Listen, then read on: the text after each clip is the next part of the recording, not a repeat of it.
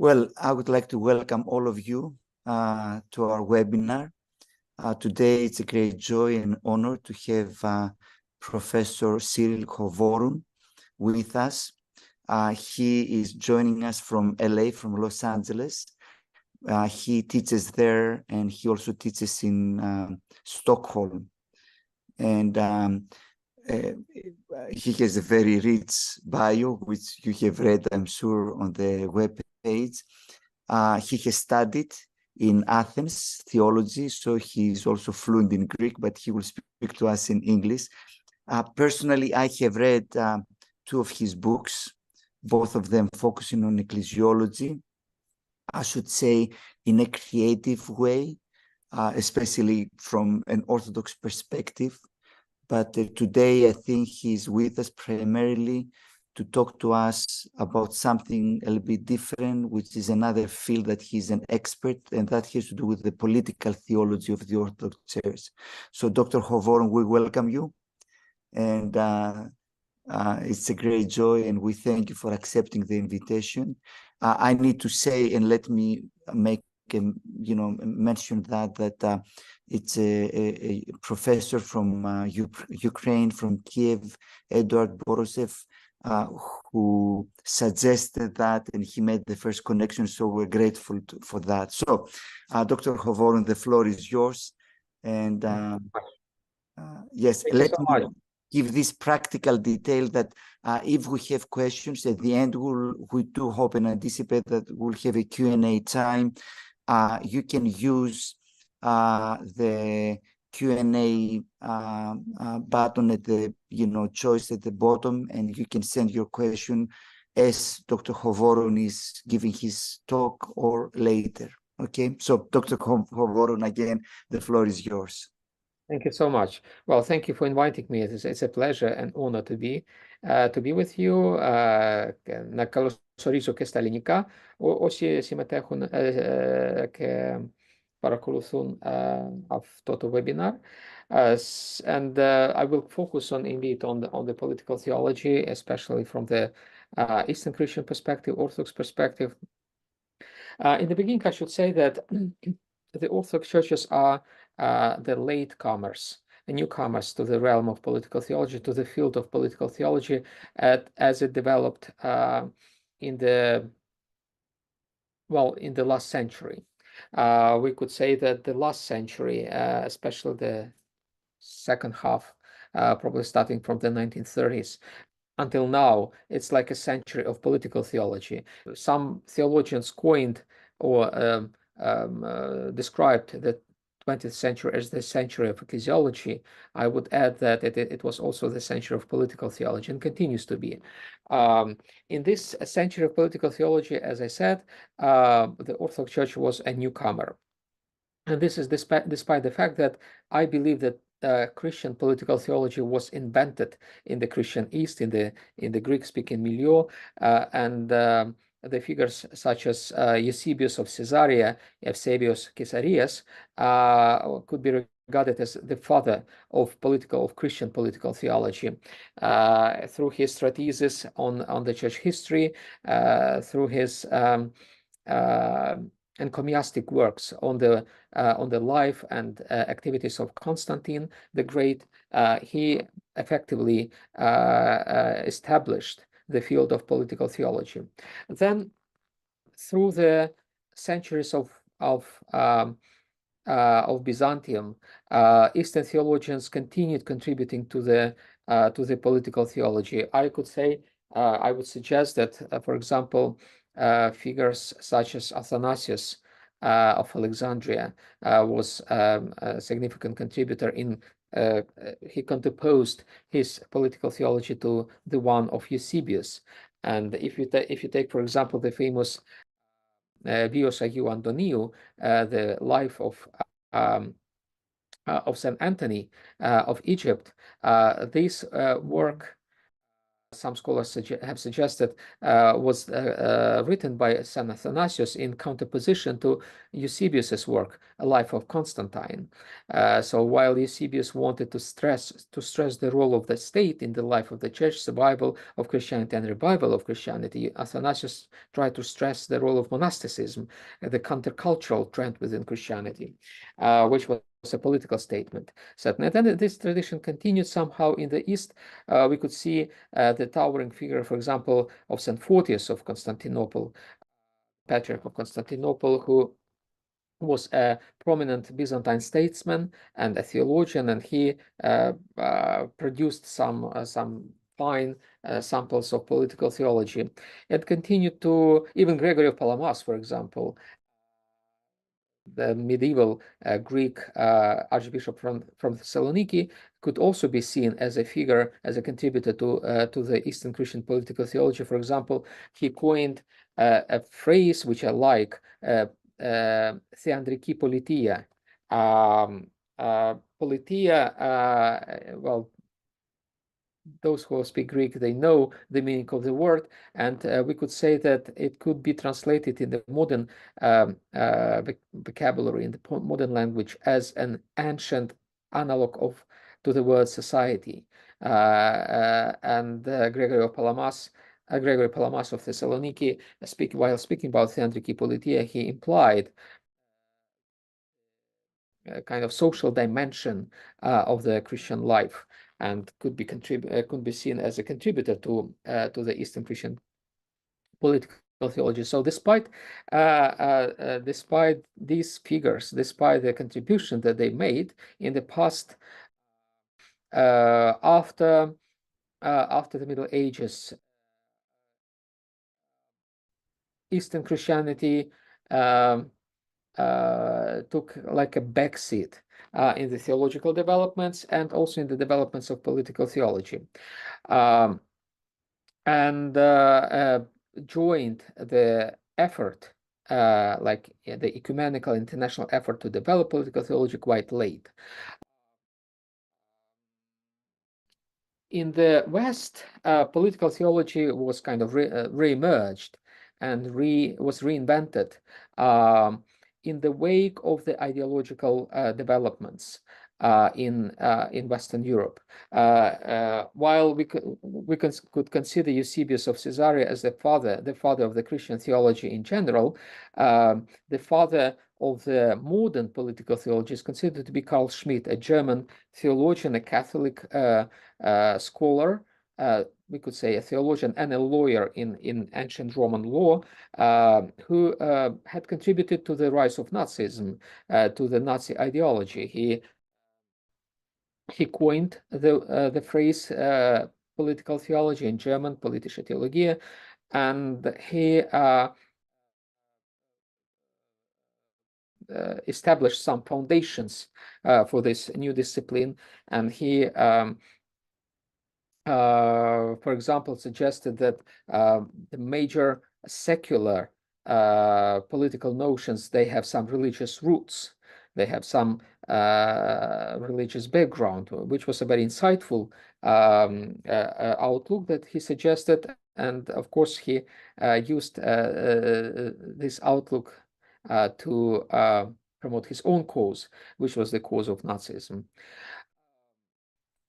Carl Schmitt invented or reinvented, we would say, political theology, and he spoiled it. He made it toxic immediately, so that there were conversations after the World War II that political theology should be abandoned altogether. It cannot stand as it was under Carl Schmitt because it was burdened with the legacy of Nazism, of the totalitarian ideologies that had led to the World War II. Despite these conversations, these suggestions, a different approach was suggested by some other German theologians, including Jürgen Moltmann, for example, who suggested that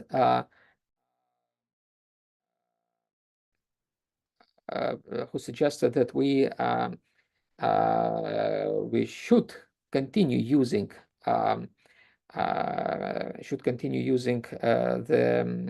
term political theology, and but this political theology needs to be reinvented again. And indeed, Jürgen Moltmann, he rebranded political theology. He reinvented it again, and he suggested that political theology we can continue speaking political theology after the World War II only as theology after Auschwitz, in the wake of the tragedy that happened during the World War II. And political theology can be eligible only as far as it contributes to the construction of the totalitarian ideologies and theologies of the past. So it continued like this, political theology after the World War II, and continues to our days. In most cases, political theology is quite liberal, is quite progressive, and quite anti-totalitarian, quite anti conservative, I would say.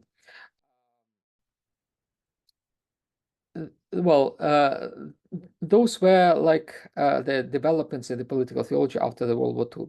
There was no much contribution from the Orthodox perspective to this political theology. There were some, of course, some contributors, such as, for example, a Greek theologian from Thessaloniki, Katheitis Savas Agouridis, quite famous biblical scholar, as probably some of you know, and also a prominent theologian in this line of political theology. He was also very liberal, progressive, quite critical about different sorts of Byzantinism. And yet, despite him, the contributors like him, the mainstream political theology, especially in Greece, denied even the existence of political theology. There is such a trend in the Western political theology. There are the discussions about about legitimacy of political theology after Carl Schmitt. They continue on somewhere on the margins of political theology. So there are some scholars that still question whether it is possible to speak about political theology, whether it is a legitimate theological discipline. But I would say those conversations happen mostly on the margins of political theology, of the main field of political theology. In Greece, however, such conversations became mainstream.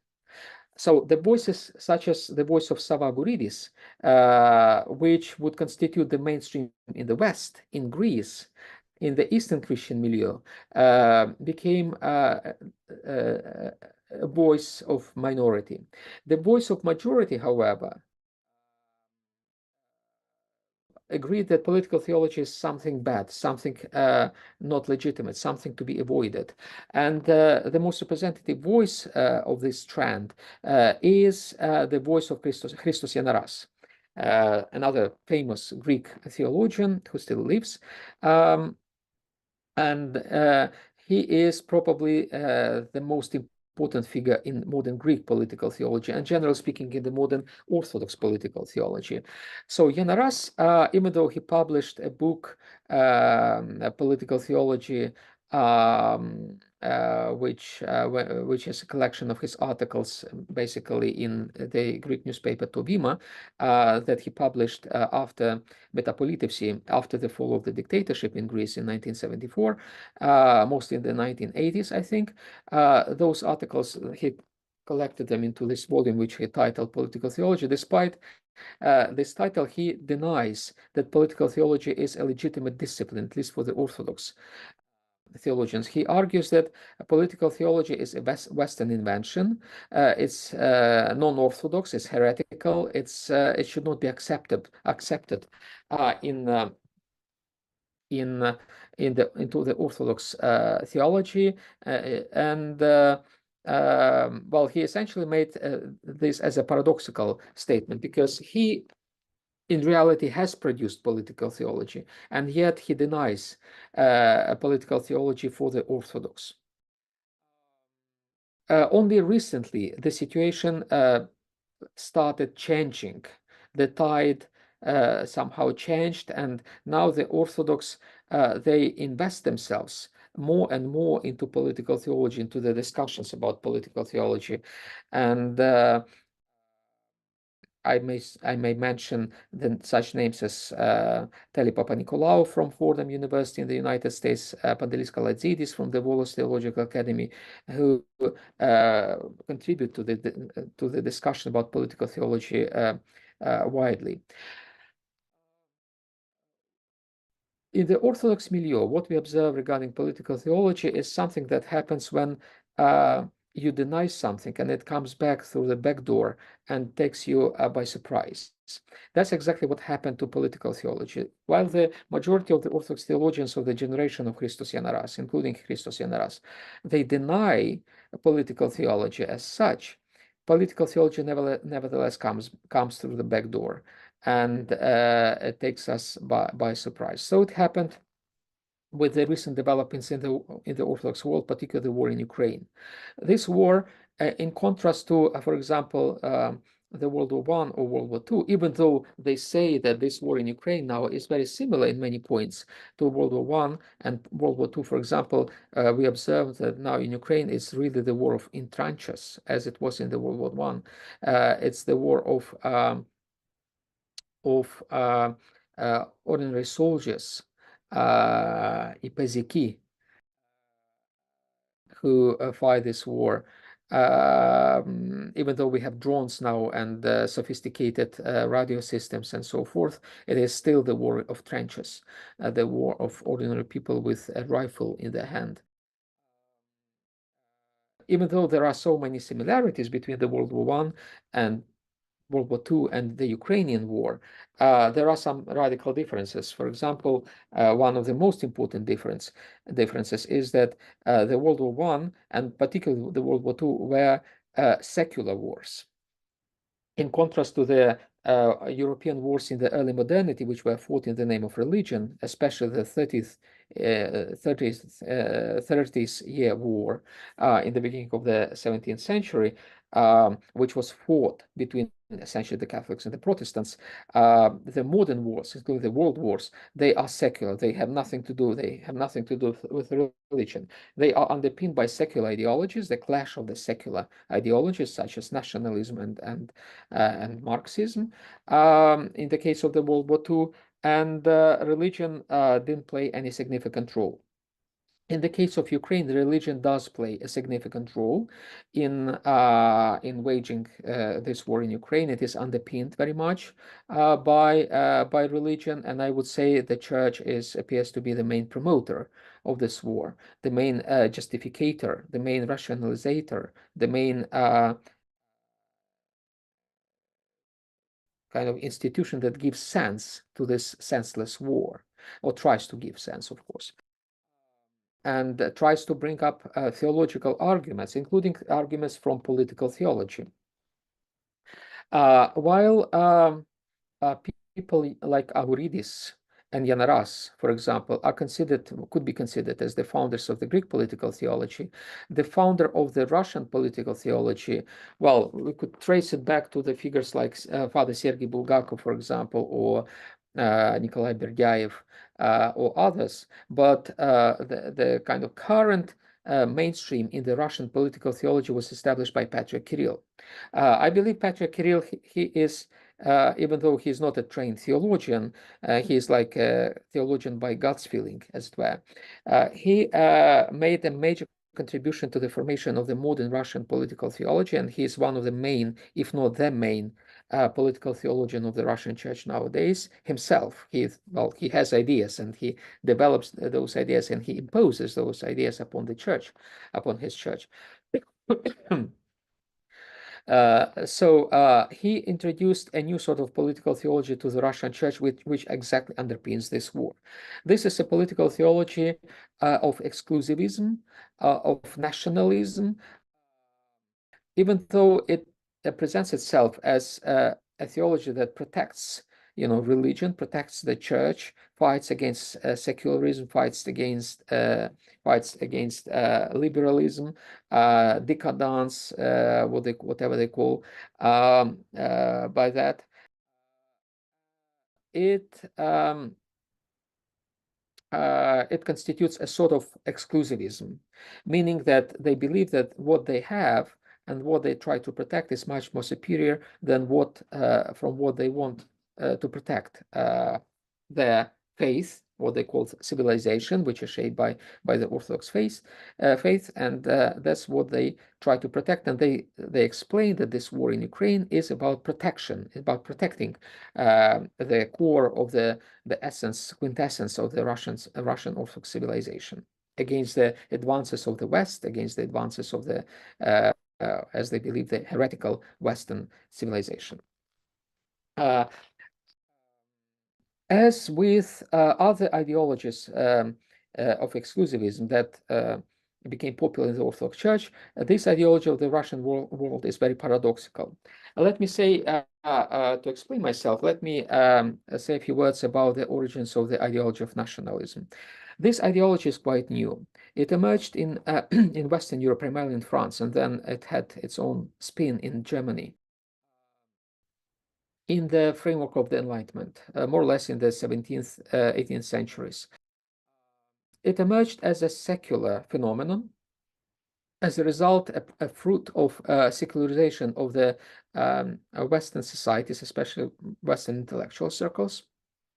And nationalism in its original form, as it emerged in the framework of the Enlightenment, presupposed or was designed to be an alternative to religion, not a supplement to religion, but an alternative to religion. And yet, when it was planted to the Orthodox soil through the figures like Adamantios Korais, for example, the famous Greek figure of the Greek Enlightenment, intellectual and political and social figure, and also a church figure, actually, because he was a theologian as well to some extent. He wrote a catechesis, for example, and he had an interest in theological matters, and yet he was the one who, among those who brought nationalistic ideologies to the Greek soil, or broader speaking, to the soil, Orthodox soil, within the confines of the Ottoman Empire. And he brought this ideology as a secular phenomenon, but it became very soon appropriated by the church circles. Even those circles that were against the West and secularism, they had adopted nevertheless nationalism as an ideology which was originally secular and Western, intrinsically secular and Western. The Orthodox circles adopted this ideology of nationalism as if it was autochthonic, natural, originally Eastern and Orthodox. And a very strange marriage happened between the circles that promote, very strongly anti-Westernism and religious identity, anti-secularism, with an ideology which was exactly in the beginning intrinsically secular and Western, the ideology of nationalism. And since then, this marriage between the secular ideology of nationalism and orthodoxy has become very successful and brought a lot of children. Something similar happened to this ideology of the Russian world, I would say, which is a sort of nationalism. However, it's not really the ethnic nationalism. It's a sort of civilizational exclusivism, which claims that there is a super ethnos, which comprises different ethnic groups who may speak different languages, but they belong to the same civilization. And the Russians include to this super ethnos also Ukrainians, Belarusians, even Moldovans and Kazakhs and you name them, all those former Soviet nations, including some Slavic nations that never belonged to the Soviet Union. So they claim that they constitute a unique and consistent civilization that is superior to the Western civilization, because just by the fact that it is Orthodox, and Orthodoxy is superior to other, they believe, religious traditions. Therefore, their civilization is superior to other civilizations, particularly the Western civilizations. And on the basis of this exclusivism, they claim that they have to fight for their civilization. They started this war against Ukraine as a means of protecting themselves from, so they explain it, against the West. Of course, it's completely delusional. It's completely fantastic, this explanation, but that's how they explain themselves and how they explain this war. And this allows us to understand better their motivation. Their motivation is purely, clearly nationalistic, even though they are not speaking about just the Russian ethnos, they speak about other ethni, other nations as well, as belonging to this imagined civilization of the Russian world. And even though this sort of exclusivism, this sort of nationalism also has a very secular origin. For example, it was articulated by the people, by the thinkers in the Western Europe, such as Spengler. I would not say that, I would not call him a Christian thinker at all. I would call him rather the opposite to that. Or Toynbee, for example, a British historian who was not particularly religious. I would not call the origins of this Russian world ideology as religious. Nevertheless, there was this, again, strange marriage between the idea of civilization, the idea of exclusivism, and the Christian church. I should also say that, in my judgment, the idea of civilization is quite anti-Christian. Why so? Because Christianity claims to be universal, claims to reach out to any civilization, claims to be applicable, to be relevant to any social group, any entity in either political or social in this world. Therefore, all civilizations are supposed to be penetrable by Christianity, and Christianity cannot confine itself to a civilization. When Christianity confines itself to a civilization, it means that it reduces itself. It reduces itself in the same way as it reduces itself in the framework of any nationalism. Therefore, the idea of civilization, the idea of Christianity are incompatible, are completely in opposition to one another. And yet, this idea of civilization became very popular in Russia and became really like the new orthodoxy, in the Russian church. Yes, it underpins the war. It drives the masses of Russians, millions of Russians, to support this war, to go and fight in this war, because they believe that they protect their civilization, their unique civilization. There was an analogy in the beginning of the 20th century between the same driving forces. The ethnic nationalism that emerged in the Balkan countries, which had separated, which had become independent from the Ottoman Empire, including Greece, they ended up eventually in the Balkan Wars. Two Balkan Wars which were waged and fought in the beginning of the 20th century. Those wars were, at the second stage at least, mostly the wars between Orthodox nations. The Orthodox nations who were supposed to be in agreement with one another, in solidarity with one another, they nevertheless started fighting each other. That war, those wars, the Balkan Wars, were an instance of nationalism in action.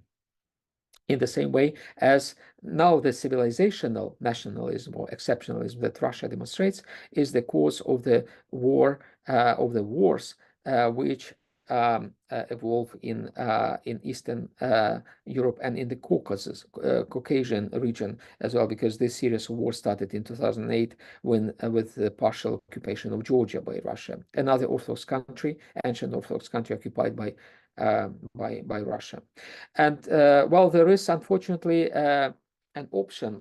There is still a possibility that this war will not end in Ukraine.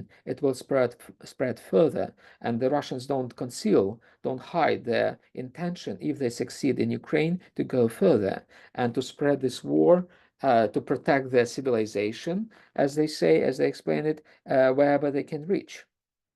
So this madness should be stopped. And I think there are two ways to stop the war and to contain the Russian aggression. The first one is through the military confrontation. That is the only way. That's what we do in Ukraine. We fight back. We protect our country. We fight back. For this reason, we don't hide that we need weapons, we need support, military support, including military support. And by the way, we are quite grateful to the European nations, including Greece, for supporting us. But also we need a different sort of weapons, ideas. We need to deconstruct the ideology of the Russian world, which we believe is another sort of weapon used against the peaceful nation of Ukraine. And I think we need a sort of pan-Christian solidarity from different Christian groups and traditions to figure out how to oppose, what arguments to find against the Russian world ideology. So that's I'd like to say these last words in my presentation as a sort of invitation to all of us to think together and to figure out how we could oppose this ideology of the Russian world together. Let me say, you can start sending questions if you have any, using the option at the bottom of your screen. Okay, great. Dr. Hovorn, thank you so very much. You did two things at one. First of all, you gave us a background, a general introduction to political theology and the developments, starting from Eusebius, coming all the way to today. So that was very, very helpful for all of us to give us the context.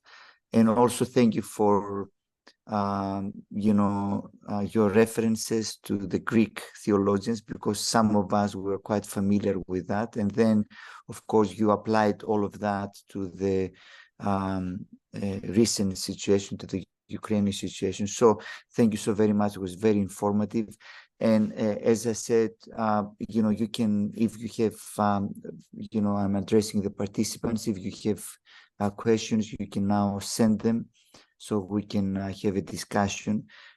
There is, I mentioned at the beginning, this, I think it was an article written by Professor Vasilios Makridis, and I still remember the title, and it was affirmative, saying why Orthodox countries are prone to nationalism. So for him, there was no question. Can you make a more general comment whether you agree with that statement? Of course, he gives some historical explanations like the ones that you just mentioned, about the Balkan countries and that, so to say, national ideology was kind of connected with religious expectations, and so there was a historical constituency. Is that all? Do you think that there is something deeper than that? So what would be your response? Yeah, well, I concur with the conclusion of my very good colleague and friend Vasilios Makridis.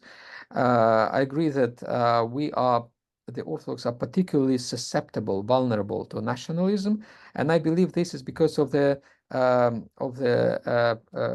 specific structure of the global Orthodoxy. As you probably know, global Orthodoxy is divided into local churches, topiches ecclesias, and each church is autocephalous, which goes back to the times when they existed within the same state, within the Roman Empire. So those autocephalous churches emerged within the same state, and they were established in order to facilitate the management of the global Christianity within the Roman Empire. and outside it, actually, because Christianity spread even beyond the Roman Empire, especially to the Persian world and so forth, where the autocephalous churches were established as well. But with the collapse of the Roman Empire, including the Eastern Roman Empire, known as Byzantine, the structure of the Orthodox churches changed. Now the Orthodox churches became contained within the ethnic state. And now autocephaly was kind of reapplied, reinvented in order to reflect this new structure of the statehood of the states, especially after the full collapse of the Ottoman Empire, but also after the collapse of the Austro-Hungarian Habsburg Empire, which also contained some Orthodox nations. And then the Russian Empire also came and collapsed, and some new Orthodox nations emerged from that. So as a result of the collapse of the empires of the 19th century, and as a result of the emergence of the nation state, autocephaly became affiliated closely with the ethnic state, with the nation state, and enhanced the idea of ethnic identity to the extent that it became like a common rule that any ethnic state that emerged to be to claim its rights to exist as an independent state, it had to have several features. Like it had to have its own language, it had to have its own educational system, independent from the imperial systems, and it had to have its own autocephalous church. So the structure of the autocephalous churches, those local churches, independent from each other, facilitated and enhanced this tendency towards nationalism. Those tendencies were quenched in the Catholic Church, for example. There were attempts in the Catholic Church to have ethnic, nationalistic states. Like, for example, in the case, it started, I think, under the French monarchy, especially Louis XIV, who tried to introduce the so-called Gallicanism, like an independent from Rome church. It continued in the Austro-Hungarian Empire with the so-called Febronianism, I think, with attempts to establish kind of a semi-independent church from Rome. But those tendencies were neutralized eventually, especially through the so-called ultramontanistic movement in the end of the 19th, beginning of the 20th century. So in the Catholic Church, we had the same tendency towards nationalism, but the structure of the Catholic Church, the kind of uniform structure, neutralized those tendencies. But in the Orthodox Church, in contrast to that, the structure of the autocephalous churches enhanced the tendencies towards nationalism. Therefore, I would say that's one of the main reasons why the Orthodox churches appear to be so susceptible, vulnerable to nationalism. Yeah, that's very, very helpful. Thank you. We have a couple of questions. I have some of mine, but I'll keep them to see if we have time at the end. So there is one that says, Kostas Stoupas, in his book, The Coming Disorder, says that Russia attacks Ukraine in order to challenge democracy and Western civilization and ideology. And for this reason, EU and USA are supporting Ukraine. Do you agree with that? Yes, well, Russia certainly wants to challenge the global democracy. Russia is a totalitarian state, and it allies with other totalitarian states across the globe, including Iran, North Korea, and so forth, and tries to really challenge the global order and the global, more importantly, the global democracy. Well, Ukraine is a democracy, and Ukraine is a democracy that fights for itself. At the same time, the Russians also want to exterminate, the Ukrainian identity and people as such. They claim that Ukraine should not continue to exist. So we consider the actions of Russia against Ukraine as genocidal, essentially. They're very, very much similar to what the Ottomans did to the Pontic Greeks, for example, in Pontus, or what they did to Armenians. They wanted to either to Islamize Armenians and to get rid of their identity, Armenian identity. That's why for example, they started with killing the intellectuals and church figures who preserved their Armenian identity. They were happy to assimilate Armenians, to make them Turks. And many of them, as we know, Armenians became Turks and survived in this way. In the same way, Russians want Ukrainians to become Russians, and that to leave them the only option to survive, to become Russians and to get rid of their own identity. Therefore, it's more than just the fight for democracy in Ukraine. It's also, for us, it's the fight for our survival as a people, you know. Yeah, that's pretty clear. There is another question which you have already touched upon, but let me read it because it may give some more food for thought. This embrace of nationalism is not present also in Catholic countries as well, in certain historical periods and possibly in another context, for example, Croatia, Spain. So, yeah, of course. As I said, there is such a tendency in the Catholic Church. We have a number of nationalism in the Catholic countries, like Polish, for example. Polish nationalism is very prominent.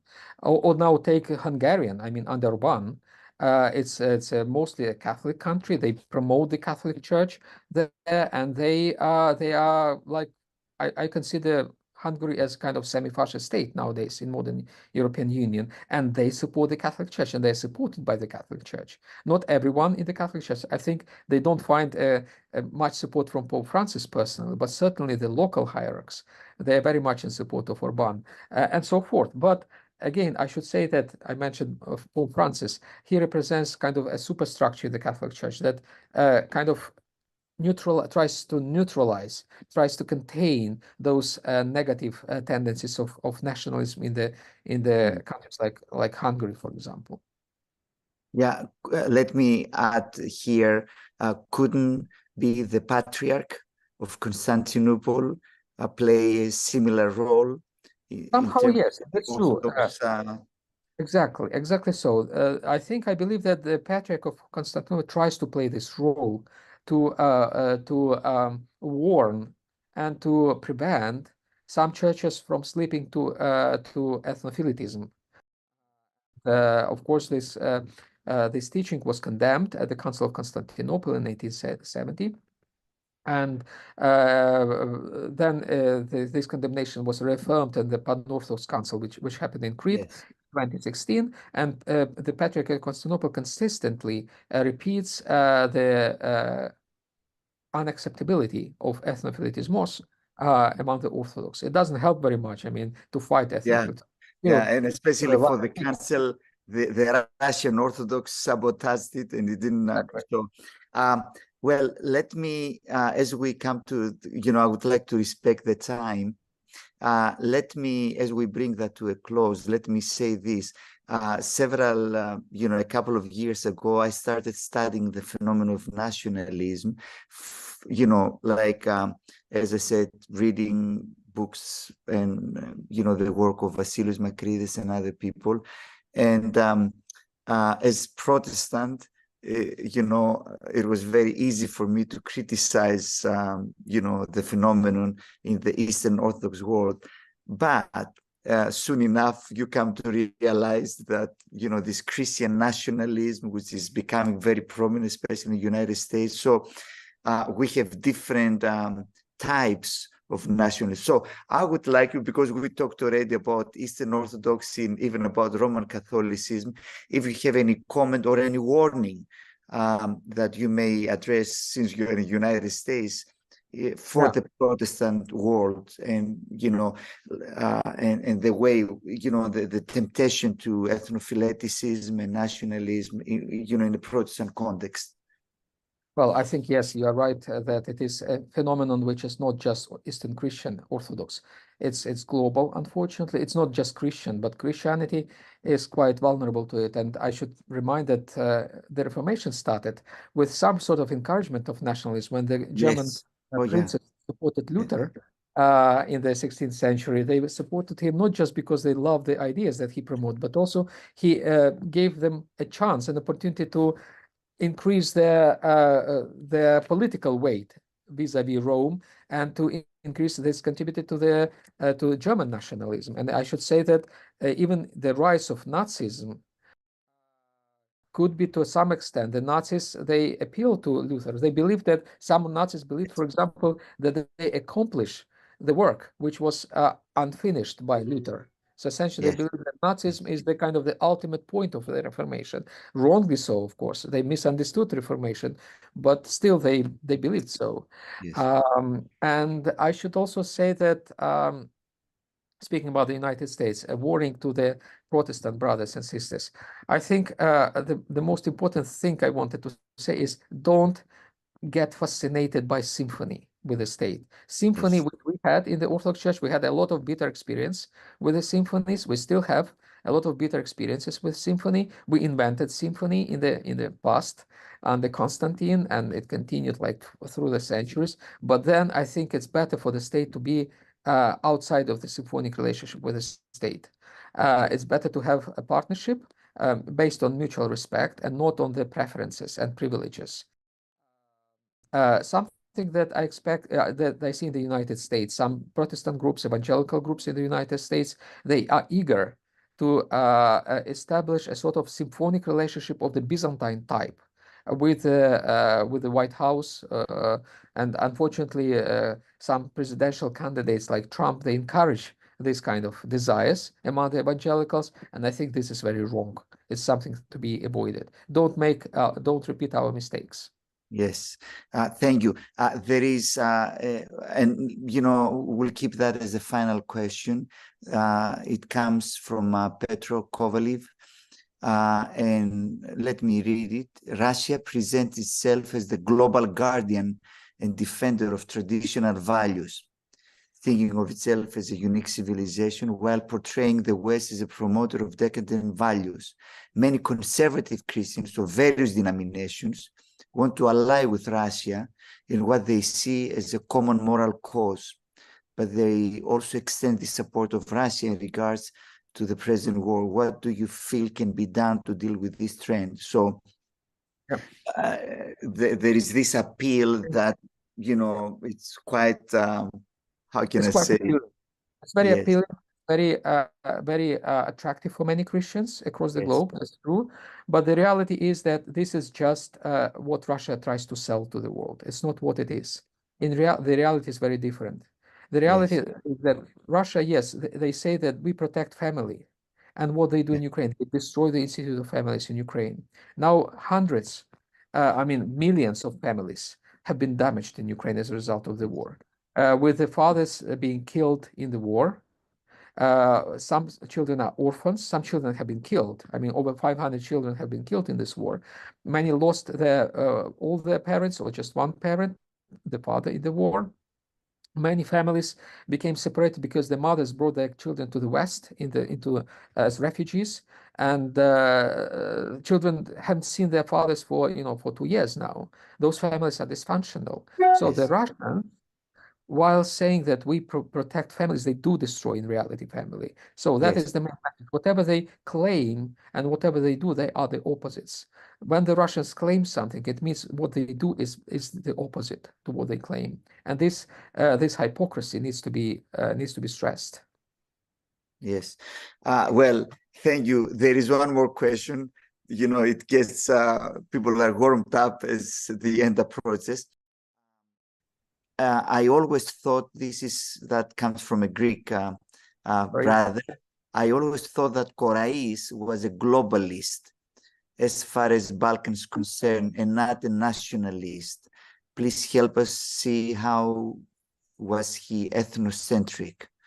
Yes, well, Korais was a very complicated figure, and of course, he was not just one-dimensional. Yes, He was an Enlightenment figure. Well, he was a secularist, and at the same time, he was a theologian. He was a globalist, and at the same time, he was a nationalist, because nationalism was a very fashionable idea at the time. The idea which actually was very emancipatory. It would help the Greeks, for example, to emancipate from the Ottoman Empire. Nationalism was the way, and in the it was beginning, progressive. It was at that was time. It was a very good anti-authoritarian. idea at the beginning. Yes, And then yes, it changed. It became really a very bad idea. It turned into a bad idea. But in the time when Croats tried to bring it to Greece, this idea of transfer of metakenosis, I think he used this word, from Europe, some European ideas to the Greek soil, to transplant those ideas to the Greek soil. Among those ideas was the idea of nationalism. And originally it was the idea of emancipation from the empire, and eventually it became mostly affiliated with particularism, with this narrow-mindedness of the small nations in the Balkans. But it became like that later on. Yeah. What is important that this idea originally was also very secular, and it became all of a sudden very religious. Yeah. That's another paradox. Yes, that's this paradox. I mean, you can see that in Yanaras and in all these line of thinkers that they're so anti-Western, using Very totally Western Western idea. For categories. me, And I know, I know Christos Yanaras personally. I have known him since I was a student, and for me, he was the most Western Greek thinker I ever met. yes, oh yeah, No, yeah, they, in in many many ways. ways. Yeah, so this is the paradox, as you said, that is, yeah, I think this is the time to conclude. Again, thank you so very much for, this wonderful talk. It was very informative, but also, it was challenging because it helps us see that theology is not an academic discipline only for schools, but here we have a very real life situation. I need to tell you that our church hosts Ukrainian families, and it's exactly what you said, families that are separated. The fathers, they're fighting, and the wives with the children. And so we try to, Thank you so much for that. whatever means. I Yeah, want to we have, this opportunity yeah, to we have, yeah. One of the, let me finish with that, because in a more pastoral, so to say, note, there was this family. We have 3 apartments that we use now to host Ukrainian families, and we have many Ukrainians who were in Greece even before the war. So, and we have all these connections. There is this family that they're from Odessa, and when the war started, they had a Jewish origin. So they made their papers and they went to Israel. And of course, They they were not put, allowed at that time. Many Ukrainians were not allowed to Israel, unfortunately. yeah, but they went to Israel, and they were in a village near the borders of Gaza. Mm. And guess what happens? There is this invasion in their village. They take a suitcase, they run to the airport. The first airplane they managed to get on, they took, and they landed in Greece. And so we provide, for them, we host them, and it's very traumatized. And so it's the reality of war is terrible. And I need to tell you, as we conclude, that many evangelicals, at least the ones that we know, they don't like Putin at all, and they were very anti-war, speak openly against the war right from the beginning. So well, once again, thank you so very much, and may God bless you and what you do. And thank all of you for participating in the questions and, participating in the webinar. So till our next one, may God be with you all. Thank you. Thank you. All the best to you. And thank you for everything you do.